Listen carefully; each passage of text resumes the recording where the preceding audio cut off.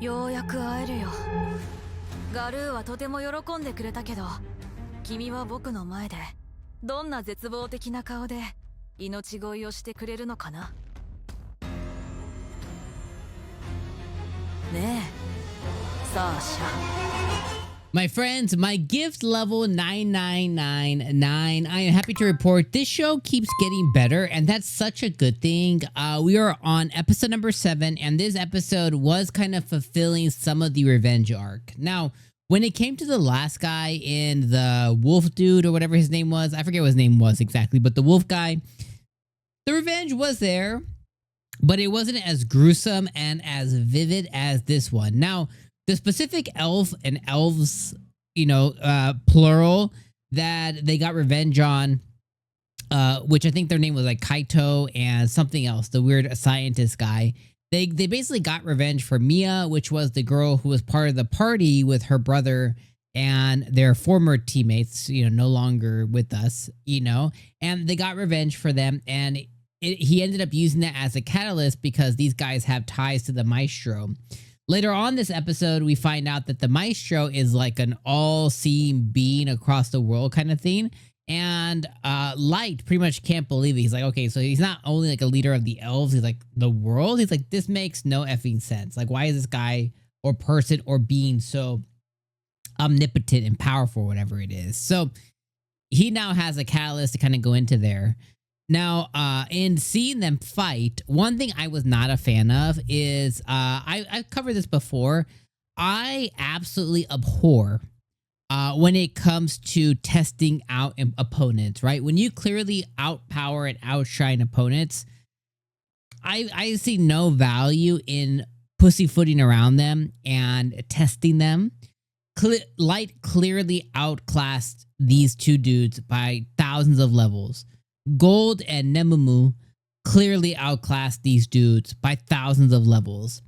So I don't quite understand the necessity to play with their prey, essentially. Like, just immediately go, grab, boom, you're taken to the abyss. Now, we did get there. Nemumu and Gold end up, powering up. And they take down the scientist and his beings that he summoned. And Light ends up taking on this Kaito guy, but he kind of allows him to use his powers. Now, I get it, in a sense, they want to show us something, they want to show us a fight.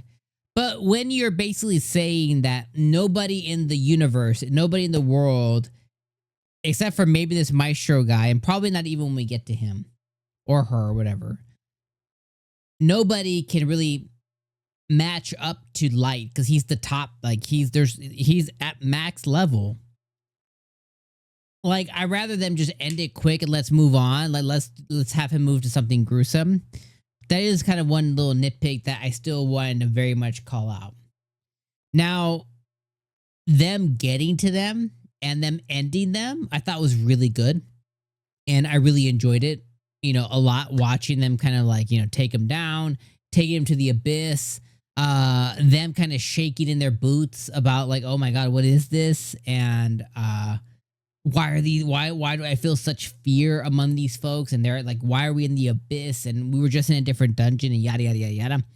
And I also found a lot of entertainment value when Light ends up summoning a card and like basically just slaughters them in a portal when it comes to slaughtering the scientist guy and this Kaito guy once he was done with receiving the report, because they did the brainwashing and they extract all the information that they could out of these two elves. I like that quite a bit. I also really, really, really like the end of the episode, which was him now having eyes on the elf who showed a lot of affection towards him. He's like, I'm going to go get this bitch. And I love that. He's like, his eyes start to twitch and stuff. And I was like, yeah, go get her. So I think that's going to be very entertaining as well, too, as we head into episode 8 and 9. Assuming it takes 2, maybe 3 episodes to kind of fulfill his arc, we'll probably get it 8, 9, and maybe 10. But it was really satisfying to watch. So overall, I think this was like I don't want to glaze it too much. I think this was like an 8 out of 10, maybe even a 9. Like, I really, really enjoyed this episode.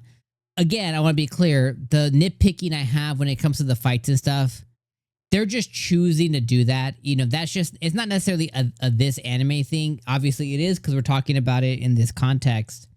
But just in general, when animes have OP characters kind of play with their prey, very Goku thing to do, right? Like he could easily go to Super Saiyan 4 or Super Saiyan God or Super Saiyan, you know, God SS, whatever. Or he could go to Super Saiyan 2, but he goes to Super Saiyan 1, plays with his prey, then levels up and levels up.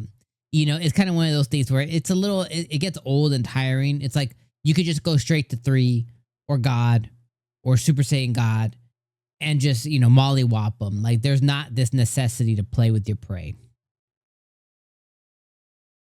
Didn't hinder the episode. Thought the episode was really fun. Thought it was really entertaining.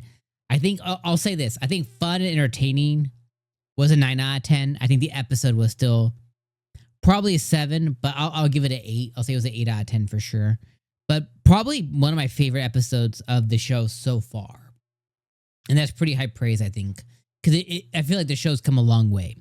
So yeah, I can't wait to watch next week as he begins his revenge plot on this new girl, Sasha, because Sasha about to get like she's about to live a living nightmare, and I'm here for it. All right, friends, I'll see you guys then. Peace.